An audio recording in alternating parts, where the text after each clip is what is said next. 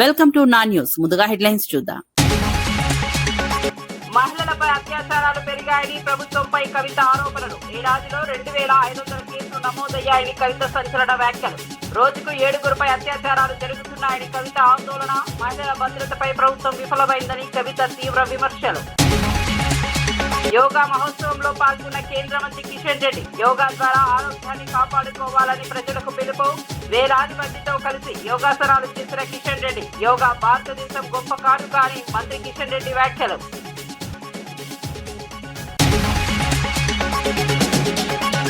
చంద్రబాబుపై మాజీ మంత్రి విడుదల రజనీ ఘాటు వ్యాఖ్యలు. వెన్నుపోటుకు కేర్ ఆఫ్ అడ్రస్ చంద్రబాబు అని రజనీ విమర్శలు. వైఎస్ఆర్సీపీపై అనవసర ఆరోపణలు చేస్తున్నారని మండిపాటు. రాజకీయాల్లో నైతిక విలువలు పాటించాలని రజనీ పిలుపు. అక్రమ నిర్మాణాలపై హైడ్రా చర్యలు కొనసాగుతున్నాయన్న కమిషనర్. 2093 ఎకరాల భూమిని కాపాడామని హైడ్రా కమిషన్ వివరాలు. టీఎల్ పరిధిలోని విల్లాలను తొలగించినట్లు అధికారులు వెల్లడి. పేదల ఇళ్లను తాకలేదని స్పష్టం చేసిన కమిషనర్ రంగనాథ్. వికారాబాద్ లో జరిగిన ప్రజాపాలన ప్రగతి ప్రణాళిక సమావేశంలో స్పీకర్ గడ్డం ప్రసాద్ కుమార్ పాల్గొన్నారు. ఉమ్మడి జిల్లాల అభివృద్ధిపై అధికారులకు దిశానిర్దేశం చేశారు. 600 కోట్లతో రోడ్ల నిర్మాణం, 200 కోట్లతో ఇంటిగ్రేటెడ్ స్కూల్ ఏర్పాటు వంటి ప్రణాళికలను వివరించారు. ఇందిరమ్మ బీమా, విద్యార్థులకు అల్పాహార పథకం వంటి సంక్షేమ కార్యక్రమాలను ప్రస్తావించారు. ప్రజా సంక్షేమమే ప్రభుత్వ లక్ష్యమని స్పష్టం చేశారు. రాజకీయాలకు అతీతంగా ప్రజాప్రతినిధులు పనిచేయాలని పిలుపునిచ్చారు. అభివృద్ధి కార్యక్రమాలను ప్రజలకు చేరవేయాలని సూచించారు. నియోజకవర్గంలో కొత్త రోడ్డు వేయలేదు, ఉన్నవి రిపేర్ చేయలేదు. నేను గత 2.5 సంవత్సరాలలో ఇప్పటికీ 600 కోట్లతో రోడ్డు వేయిస్తాను. కన్సర్న్ పంచాయత్ సెక్రటరీ గారు, తర్వాత కన్సర్న్డ్ ఏఈ ఆర్డబ్ల్యూఎస్, తర్వాత కన్సర్న్డ్ పంచాయతీ సిబ్బందిలు, ఎంపీడీఓ, ఎంపీఓ అక్కడ ఇన్స్పెక్షన్ చేసి ఇమీడియట్గా రెక్టిఫికేషన్. 2 ఏప్రిల్ నాడు గ్రామ సభ అన్ని గ్రామ పంచాయతీలో, అన్ని 594 గ్రామ పంచాయతీలో జరిగింది. గ్రామ సభ అప్పుడు ప్రతి గ్రామ పంచాయతీలో సిబ్బంది, తర్వాత ఇప్పుడు మీకు సమస్య ఉంటే గ్రామ పంచాయతీలో, తర్వాత మున్సిపల్లో మంచినీటి సమస్య ఉంటే ఒకసారి హెల్ప్ లైన్ లో పెట్టండి, లేకపోతే కన్సర్న్ ఎంపీడీఓ, ఎంపీఓ. మాజీ మంత్రి విడుదల రజనీ చంద్రబాబు ఆయన నేతృత్వంపై తీవ్ర విమర్శలు చేశారు. వైఎస్ఆర్సీపీని గొడ్డలి పార్టీగా పిలవడం సరైంది కాదని అన్నారు. వెన్నుపోటుకు కేర్ ఆఫ్ అడ్రస్ చంద్రబాబు అని వ్యాఖ్యానించారు. ఇతర పార్టీలపై విమర్శలు చేసే ముందు తన గతాన్ని గుర్తు చేసుకోవాలని సూచించారు. వైఎస్ఆర్ కాంగ్రెస్ పార్టీపై అనవసర ఆరోపణలు చేస్తున్నారని మండిపడ్డారు. ప్రజలను తప్పుదోవ పట్టించే ప్రయత్నాలు జరుగుతున్నాయని తెలిపారు. రాజకీయాల్లో నైతిక విలువలు పాటించాలని అన్నారు. చంద్రబాబు నాయుడు గారు వెన్నుపోటుకి, హత్య రాజకీయాలకి పేటెంట్ చంద్రబాబు నాయుడు గారు. అలాంటి మీరు మమ్మల్ని మాట్లాడతారు? అసలు మీ పార్టీ వ్యవస్థాపకులు ఎవరండి? మీ పార్టీ వ్యవస్థాపకులు ఎవరు? ఆ మహానీయుడిని చంపింది ఎవరు? ఆ మహానీయుడి దగ్గర నుంచి పార్టీ అధికారం కోసం లాక్కుంది ఎవరండి? మీరు కాదా? అదేం మేము ప్రత్యేకంగా చెప్పాల్సినటువంటి అవసరం లేదు. మీకు వెన్నుపోటు అనేది వెన్నతో పెట్టినటువంటి విద్య చంద్రబాబు నాయుడు గారు. మీరా మాట్లాడతారు? ఎందుకు మాట్లాడతారు? మేము వైఎస్ఆర్ కాంగ్రెస్ పార్టీ మీరు ఇచ్చినటువంటి మీ మేనిఫెస్టో గురించి, మీరు ఇచ్చినటువంటి మీ హామీల గురించి ప్రశ్నిస్తే సమాధానం చెప్పకుండా గొడ్డల పార్టీ అంటారా మమ్మల్ని? ఏం చేశారు చెప్పండి, మీరు చెప్పండి. మీరు అన్న పథకాలు, మీరు అన్న హామీల్లో ఒకటని నెరవేర్చారా? ఫ్రీ బస్ అన్నారు. ఫ్రీ బస్ గురించి మహిళలు ఎన్ని ఇబ్బందులు పట్టుకొని మహిళలు ఏ విధంగా మిమ్మల్ని తిడుతున్నారో చూస్తున్నారా మీరు? ఏ విధంగా మహిళలు ఇబ్బంది పడుతున్నారో? ఉచిత గ్యాస్ సిలిండర్లు అన్నారు. 3 గ్యాస్ కొరత నడుస్తుంది ఈ రాష్ట్రంలో. ఇప్పటి వరకు కూడా మీరు ఎన్ని సిలిండర్లు ఇచ్చారు? ఏది చెప్పండి, దాని మీద క్లారిటీ ఇవ్వండి. లేదా వైట్ పేపర్ రిలీజ్ చేయండి. ఈ రాష్ట్రంలో 17 మెడికల్ కాలేజెస్ ఉంటే బాగుంటుందని భావించి అడుగులేశారు జగన్మోహన్ రెడ్డి గారు. అవి ఏ వద్దు, వాటిని పూర్తిగా ఎత్తేయాలి అని దానికి రకరకాల పేర్లతో రకరకాలుగా ఆలోచిస్తూ అవి ఏవి కాకుండా పక్కన పడేశారు కదా. దానికి సమాధానం చెప్పండి. హైడ్రా కమిషనర్ రంగనాథ్ అక్రమ నిర్మాణాలపై తీసుకుంటున్న చర్యలను వివరించారు. బతుకమ్మ కుంట 10 ఎకరాల్లో విస్తరించి ఉందని సర్వే ఆఫ్ ఇండియా తెలిసిందని చెప్పారు. ఆ ప్రాంతంలో ఆక్రమణలు జరిగినట్లు గుర్తించినట్లు తెలిపారు. ఎఫ్టీఎల్ పరిధిలో ఉన్న కొన్ని విల్లాలను తొలగించినట్టు వెల్లడించారు. ఐలాపూర్ లో అక్రమ నిర్మాణాలు కూల్చివేశామని చెప్పారు. ఇప్పటి వరకు 2093 ఎకరాలను కాపాడామని పేర్కొన్నారు. 20,000 కోట్ల విలువైన భూములను రక్షించామని తెలిపారు. పేదల ఇళ్లను మాత్రం తాకలేదని స్పష్టం చేశారు. జరిగింది అన్నమాట. ఇప్పుడు ఆల్రెడీ తీయటం జరిగింది. అండ్ ఈ రైలింగు, గోడలు ఇవన్నీ కూడా అదంతా కూడా దాన్ని సంబంధించింది వచ్చింది. అది సుప్రీంకోర్టుకి అఫిడవిట్ రూపంలో ఒక మమ్మల్ని 3 వీక్స్లో ఇవ్వమని చెప్పి కూడా చెప్పడం జరిగింది. సో అది కూడా మేము చేస్తాం. అండ్ ఈ ఇతర ఎక్విప్మెంటు ఇది అంతా ఇతర అంతా కూడా కోర్టు డైరెక్షన్స్ పారా 6970 ఏది ఉందో తప్పకుండా అదంతా కూడా మేము అమలు చేయడానికి సుప్రీంకోర్టు డైరెక్షన్స్, హైకోర్టు డైరెక్షన్స్ని ఫాలో అవుతూ మేము అన్ని కూడా మొదలెట్టాము ఆల్రెడీ ఆ ప్రాసెస్ని కూడా. రైట్, ఇది ఇలా ఉండగా అసలు బేసిక్ దాంట్లో అసలు మొన్న కూడా నేను చూశాను, ఎట్లా సుధాకర్ రెడ్డి ఏదో ప్రెస్ మీట్ కండక్ట్ చేసి ఆయన ఏదో అంటే ఇది ఇక్కడ చెరువు అనేది అసలు మేము ఏదో ఇక్కడ 2 ఏది చిన్న కుంట ఏదో ఉండేది అంతే తప్ప కానీ అనేది ఆయన అఫిడవిట్లో క్లియర్గా 1000 లారీలు మేము ఫిల్ చేసాము ఇది ఆ కుంటనని చెప్పి కూడా అతను అఫిడవిట్లో ఉందన్నమాట. ఇది అతను సిటీ సివిల్ కోర్టుకి ఇచ్చినటువంటి అఫిడవిట్లో అతనే స్పష్టంగా 1000 లారీలతో చేసి 30 లక్షలు ఖర్చు పెట్టాను 2003లో అని చెప్పి కూడా అతను చెప్తాడు అనమాట. చెప్పి చేసిన దాంతో అంటే అది ఒక గుంతనో లేకపోతే ఒక కుంటనో దాన్ని ఫిల్ చేశాడనేది అతనే అడ్మిట్ అవుతున్నాడు.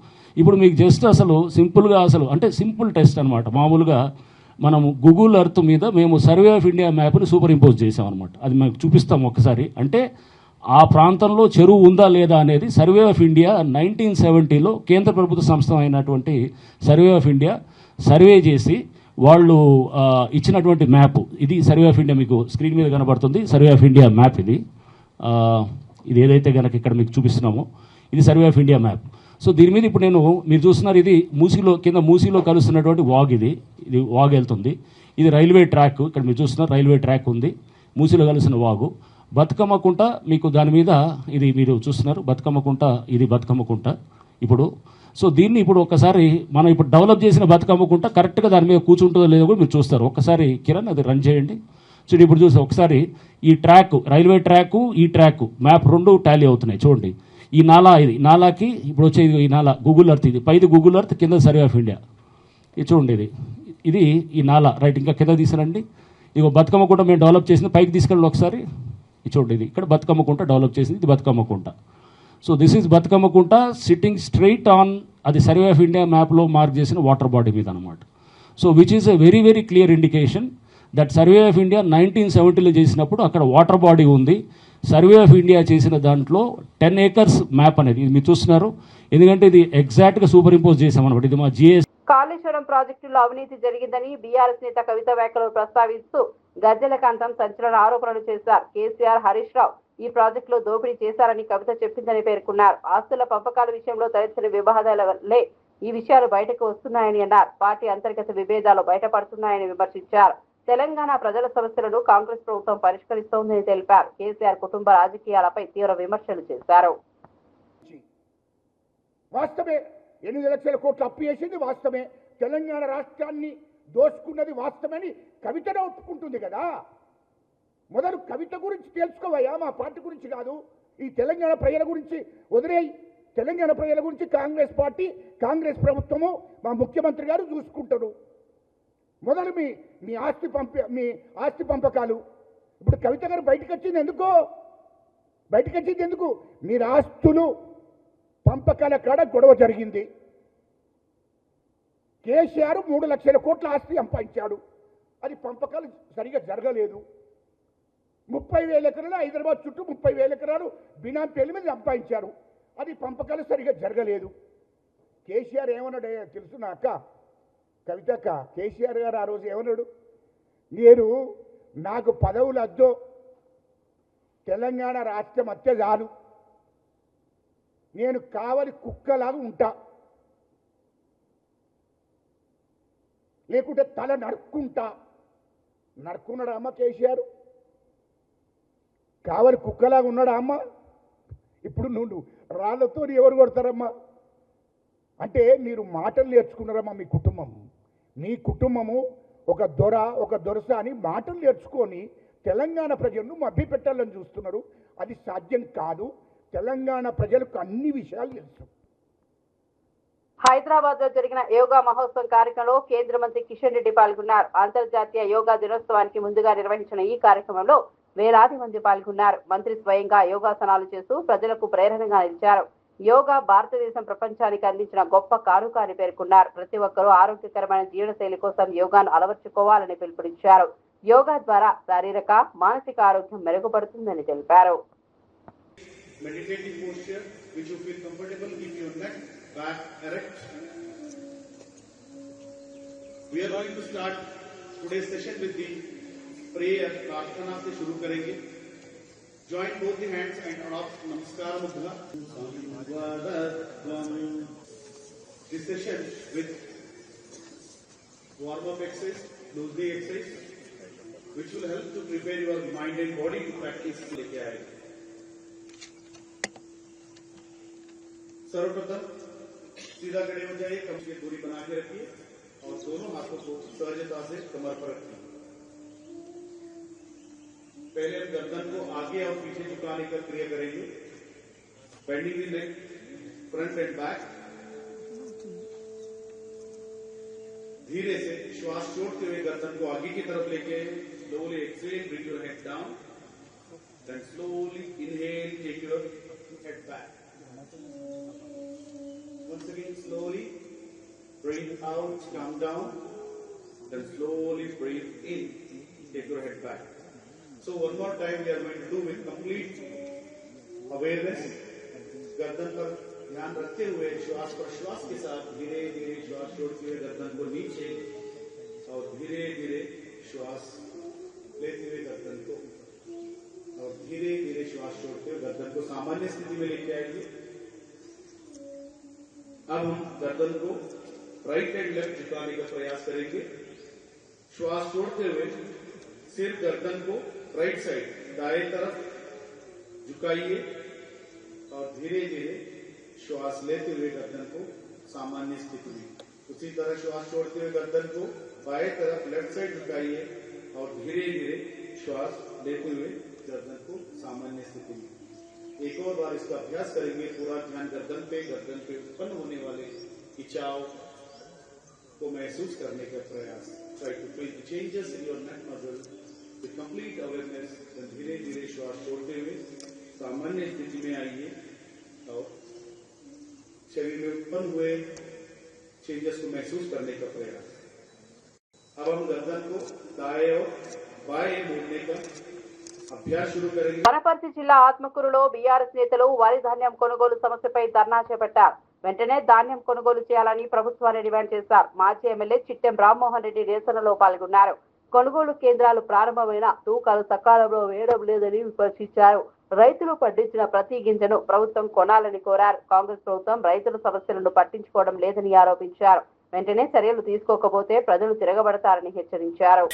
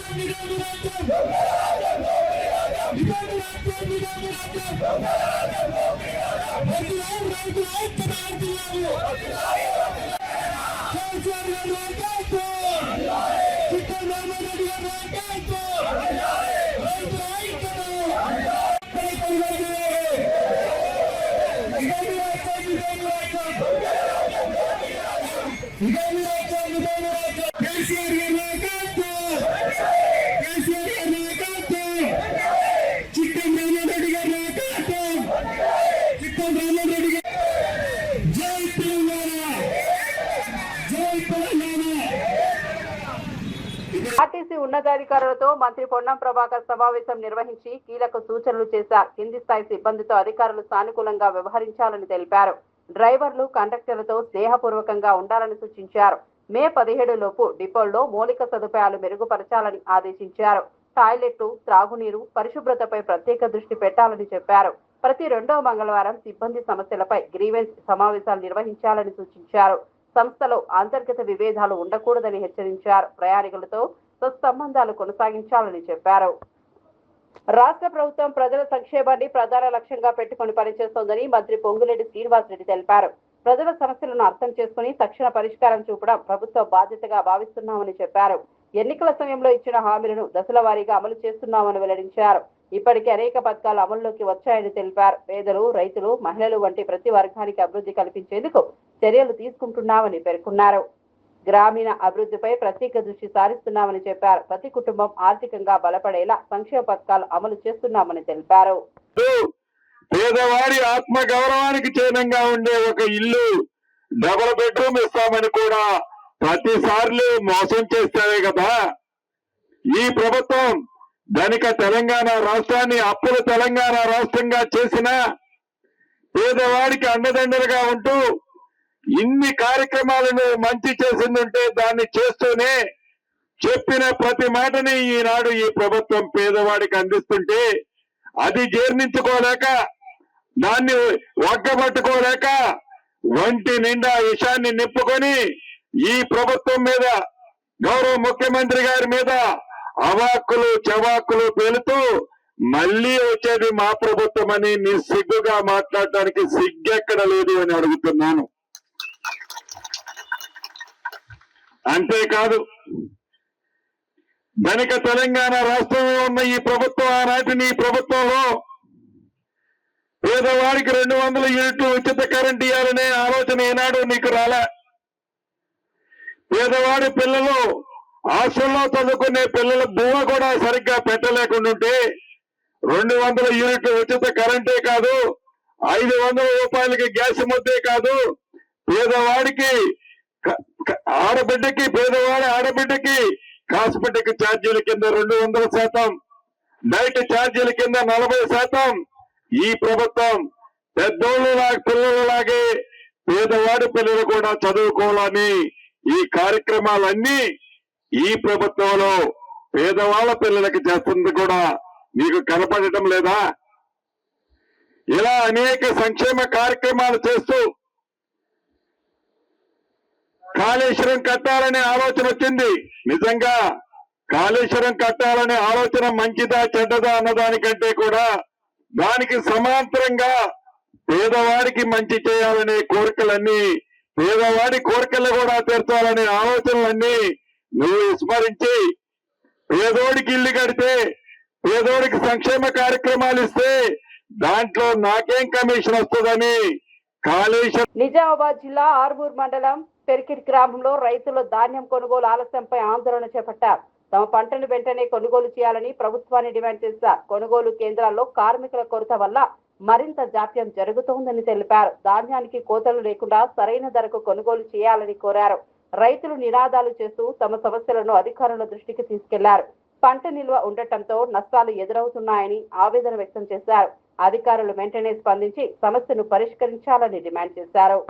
అధ్యక్షుడిగా వచ్చి నేను బోనస్ వైరొక పంటకు 500 ఇస్తానని ప్రకటించారు. ఇవాళ ఉన్న పంటకు మద్దతు ధరతో కొనమన్నా కానీ ఇవాళ కొనే పరిస్థితి లేదు, రైతును ఆదుకునే పరిస్థితి లేదు. ఇప్పటికైనా స్పందించి స్థానిక నాయకులు గానీ స్థానిక అధికారులు గానీ ధాన్యం లేపాలని మేము ఆ పెరిగిన రైతులు డిమాండ్ చేస్తున్నాం. ఒకవేళ ఇలా స్పందించకపోతే ఇంకో 4 రోజుల తర్వాత హైవేనే దిగ్బంధం చేస్తాం. గతంలో ఇప్పుడు కోతలు చాలా పెద్ద ఎత్తున జరిగినాయి. రోడ్లపైన ఎక్కడెక్కడ ధాన్యం కుప్పలు పోవడం జరిగింది. ఈ అకాల వర్షాలు పడి రైతులు నానా విధాలుగా నష్టపోతా ఉన్నారు. ఇప్పటికైనా అధికారులు కళ్ళు తెరిచి దీని మీద ఒక దృష్టి సారించి వెంటనే లారీలను పంపించి తూకాలు వేయించి రైతులను తత్వరమే వారికి న్యాయం జరిగేలా చూడాలని చెప్పేసి కోరుతా ఉన్నాం. ఇప్పటి వరకు ఒక్క కుప్ప జోకింది లేదు, ఒక్క బస్తా పోయింది లేదు.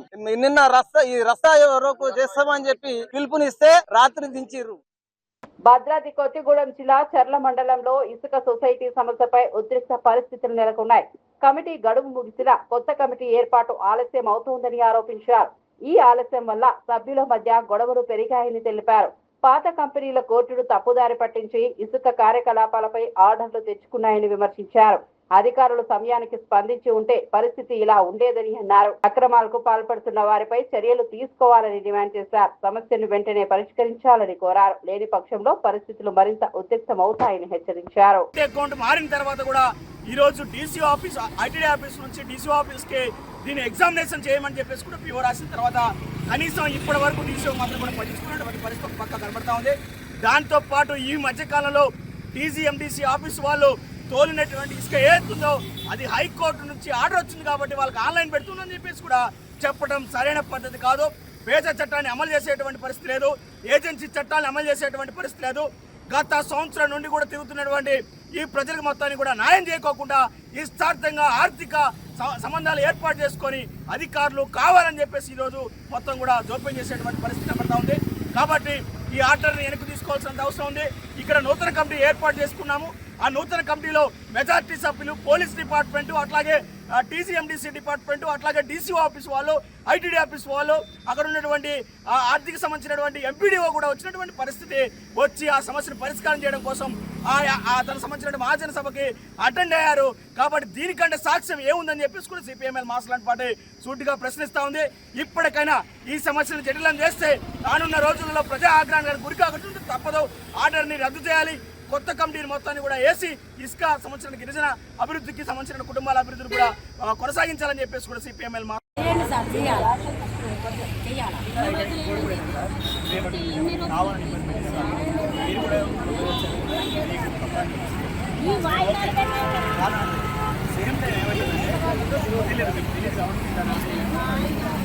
ఇంతమంది ఆడవాళ్ళు 150 డిగ్రీల సంబంధించినటువంటి ఎండలో ఎక్కడో చెర్ల ప్రాంతం దగ్గర నుంచి చీమలపాడు, రేగుంట, పాడపత్రం నుంచి ఆ బులోరాలు వేసుకొని వస్తూ ఉంటాయి. దీనికి బాగా కనీసం ఆలోచన చేయండి, మానవత్వం ద్వారా పనిచేయండి.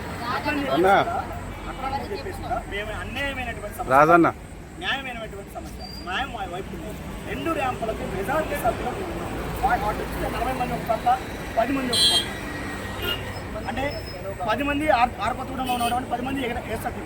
ఉన్న 140 మంది ఇక్కడ ఉన్నారు. తర్వాత చిమ్మలపాడు సంబంధించిన దాంట్లో 40 మంది కౌశల్య వాళ్ళ టీము, ఉన్నది మొత్తం కూడా మేము సామ్రాజ్యం సంబంధించిన అధ్యక్షులు 100 మంది. అంటే 100 మంది తర్వాత 140 మంది మెజార్టీ సభ్యులు మాత్రమో పట్టించుకోవట్లేదు. 20 మంది 10 మంది మాత్రం ఏంటి అసలు దీనికి ఎందుకు? అవిశ్వాస తీర్మానం కూడా పెట్టమని చెప్పారు. అవిశ్వాస తీర్మానం మళ్ళీ పెట్టమని చెప్పేసి ఐటీడీ ఆఫీస్ మీకు ఏమైనా గ్యాప్ ఉంటే మీరు మాట్లాడుతున్నారు. ఐటీడీ ఆఫీస్ వాళ్ళు పెట్టుకున్నా మీరు యాక్సెప్ట్ చేయండి. ఏంటి మీరే పెట్టినని చెప్పి చెప్తున్నారు, మీరే పెట్టినని చెప్పి కూడా దానికి కూడా మనం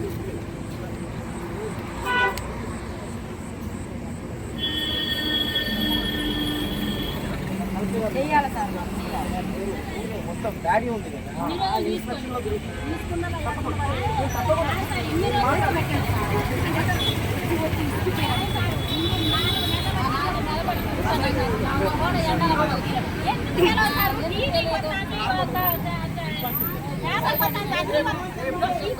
తెలంగాణలో మహిళలపై అత్యాచారాలు పెరుగుతున్నాయని బీఆర్ఎస్ నేత కవిత ఆరోపించారు. రాష్ట్రంలో ఏడాదిలోనే 2500 కేసులు నమోదయ్యాయని తెలిపారు. రోజుకు సగటున 7గురుపై అత్యాచారాలు జరుగుతున్నాయని పేర్కొన్నారు. నమోదైన కేసులే ఇన్ని ఉంటే నమోదు కాని కేసులు మరింత ఉండవచ్చని ఆందోళన వ్యక్తం చేశారు. నిందితులకు ప్రభుత్వం, పోలీసులపై భయం లేకపోవడం ఎందుకని ప్రశ్నించారు. మహిళల భద్రతలో ప్రభుత్వం విఫలమైందని విమర్శించారు. సీఎం రేవంత్ రెడ్డిని ఈ అంశంపై నిలదీశారు. మహిళలకు రక్షణ కల్పించేందుకు కఠిన చర్యలు తీసుకోవాలని డిమాండ్ చేశారు. మా ఆడబిడ్డలకు ఎందుకు రక్షణ లేదని నేను ముఖ్యమంత్రి గారిని స్ట్రేట్గా క్వశ్చన్ చేస్తూ ఉన్నా. At the same time communal violence బీభత్సంగా పెరిగిపోతుంది. రోజు ఏదో ఒక దగ్గర ఒక గుడిలో అమ్మవారి విగ్రహాన్ని ధ్వంసం చేస్తారు, లేకపోతే ఒక మసీద్ని ఏదో చేస్తారు, లేకపోతే ఒక చర్చ్ మీద దాడి చేస్తారు. Why is this happening? Why are you not able to control? అంటే హోమ్ మినిస్టర్ మీరే ఉంటారు, లా అండ్ ఆర్డర్ కంట్రోల్ చేయరు. హోమ్ మినిస్టర్ మీరే ఉంటారు, మహిళలకు సెక్యూరిటీ ఇయ్యరు. విద్యాశాఖ మంత్రి మీరే ఉంటారు, పిల్లలు చచ్చిపోతున్నా కూడా రివ్యూ చేసే అవకాశం ఉండదు. ఇక ప్రజలను కలుసుడు, మమేకమవుడు అని చాలా పెద్ద పెద్ద మాటలు చెప్పారు అంతకుముందు. ప్రజావాణికి ఒక్కరోజు వచ్చిరండి సీఎం గారు, జస్ట్ 1 డే. తర్వాత ప్రజావాణిలో చిన్నారెడ్డి గారు ఉంటారు, ఇంకొక ఆఫీసర్ ఉంటారు తప్పితే ఇంకెక్కడా లేదు. అంటే సీఎం గారికి కనీసం ప్రజలను కలిసే తీరిక లేదు. మరి లేకపోతే ఎందుకు మాట ఇచ్చినట్టు? మీరు ఇచ్చిన మాట తప్ప మేము ఇంకోటి అడుగుతలేం. సెక్రటేరియట్కి ఎన్నిసార్లు వచ్చిరండి రేవంత్ రెడ్డి గారు? ఈయన కూడా వాస్తు ప్రాబ్లంతోనే వస్తున్నారా లేదా అన్నది అర్థం కాని పరిస్థితి. రివ్యూలు ఎక్కడ పెడుతున్నారంటే కమాండ్ కంట్రోల్ రూమ్ లేకపోతే ఎంసీహెచ్ఆర్డి. మరి సెక్రటేరియట్ ఎందుకు కట్టినట్టు? సెక్రటేరియట్లో మార్పులు చేర్పులు ఎందుకు చేసినట్టు? మీకు కూడా వాస్తు ప్రాబ్లం ఏమన్నా ఉందా? మరి మీరు ఆరోపించినట్టుగానే అనేది సూటిగా మేము ప్రశ్నిస్తా ఉన్నాం. అంటే ఒక పక్క ప్రజలతో మమేకం గారు, ఇంకొక పక్క దారుణమైనటువంటి విధ్వంసం జరుగుతుంటే పట్టించుకోరు, ఇంకొక పక్క హైడ్రా పేరుతోని ఒక పేద తల్లి గుండె ఆగిపోయింది. అన్ని పర్మిషన్లు ఉండగా కూడా కలవరపరిచిన నెరేడ్మెంట్ కిచెన్ ప్లాట్ఫామ్ కింద శవం కేసును పోలీసులు ఛేదించారు. సిద్దిపేటకు చెందిన మల్లేష్ తన స్నేహితుడు వెంకటరాములను మద్యం మొత్తులో జరిగిన గొడవలో హత్య చేసినట్లు వెల్లడైంది. ఘటన తర్వాత శవాన్ని బయటకు తీసుకెళ్తే పట్టుబడతానని భావించిన నిందితుడు కిచెన్ ప్లాట్ఫామ్ కింద సమాధి చేసి ఇటుకలతో కప్పి సిమెంట్ వేశాడు. కొన్ని రోజుల తర్వాత దుర్వాసన రావడంతో ఇంటికి తాళం వేసి పరారయ్యాడు. అనుమానం వచ్చిన ఇంటి యజమాని తలుపులు తెరిచి చూడగా అసలు విషయం బయటపడింది. పోలీసులు సాంకేతిక ఆధారాలతో నిందితుడిని జూబ్లీ బస్టాండ్ వద్ద దాంట్లోంచి లైట్గా ఫౌల్ స్మెల్ అనేటటువంటిది రావడం గమనించిండు. అప్పుడు సో అతనికి ఆ అనుమానం వచ్చేసి చుట్టుపక్కల వాళ్ళతో కలిసి ఏం జరిగిందని చెప్పేసి చూస్తే దాంట్లో డెడ్ బాడీ ఉన్నట్టుగా అనుమానం వచ్చి వెంటనే దాన్ని పోలీసుకు ఇన్ఫామ్ చేయడం జరిగింది. దానికి అనుగుణంగా మెరిట్ పోలీస్ అక్కడికి రీచ్ అయ్యి అది వెరిఫై చేసి చూస్తే దాంట్లో ఏదైతే ఒక మనిషిని చంపి దాంట్లో పూడ్చిపెట్టినట్టుగా, మళ్ళీ అది ఎవరికి కూడా అనుమానం రాకుండా ఆ సిమెంట్, దానికి చుట్టూ సిమెంట్ వాళ్ళు కన్స్ట్రక్షన్ చేయడం గమనించడం జరిగింది. సో అప్పటికి అది పూర్తిగా రూపురేఖలన్నీ మారిపోయి కేవలం స్కెలిటిన్ మాత్రమే పోలీసుకు లభ్యమైంది. దాంతో మృతుడు ఎవరనేది కూడా, మృతుడు లేదా మృతురాలు అనేది కూడా మనకు ఐడియా లేకుండే. సో దాని మీద కేసు రిజిస్టర్ చేసుకొని, కాకపోతే అది మర్డర్ ద్వారా చేసినట్టు ఇమ్మీడియట్గా అర్థమైంది. ఎందుకంటే డెడ్ బాడీని పూర్తిగా ఫోల్డ్ చేసి తాళ్ళతో కట్టేసినట్టు కనిపిస్తుంది. సో దాని మీద స్ట్రైట్ అవే అది మర్డర్ కేసులో రిజిస్టర్ చేయడం జరిగింది. దాని మీద ఇన్వెస్టిగేషన్ మల్కాజ్గిరి ఏసీపీ గారి ఆధ్వర్యంలో నేరేడ్మెట్ ఎస్హెచ్ఓ డిఐ మల్కాజ్గిరి, తర్వాత నేరేడ్మెట్ ఎస్ఐలు అవినాష్, చంద్రశేఖర్ వాళ్ళ ఆధ్వర్యంలో టీమ్స్ దాని మీద వర్కౌట్ చేయడం జరిగింది. ఏదైతే ఇనిషియల్గా మనకు ఆ రెంట్కు తీసుకున్నాడో అతన్ని సస్పెక్ట్ చేయడం జరిగింది. అతను ఎవరినన్నా మర్డర్ చేసి ఉండాలి, లేదంటే అతను మర్డర్ అయ్యి ఉండాలని చెప్పేసి. సో ఆ క్రమంలో దర్యాప్తు ప్రారంభించినప్పటికీ అతనికి సంబంధించిన ఏ ఆధారాలు మాకు లభ్యం కాలేదు. ఉన్న సెల్ ఫోన్ కూడా స్విచ్ ఆఫ్ అయి ఉండింది. అది ఫర్దర్గా వెరిఫై చేస్తే అతను 2024లో సొంత కూతుర్నే అత్యాచారం చేసి పోక్సో యాక్ట్ కేసులో జైలుకు పోయి మరిన్ని అప్డేట్స్ కోసం చూస్తూనే ఉండండి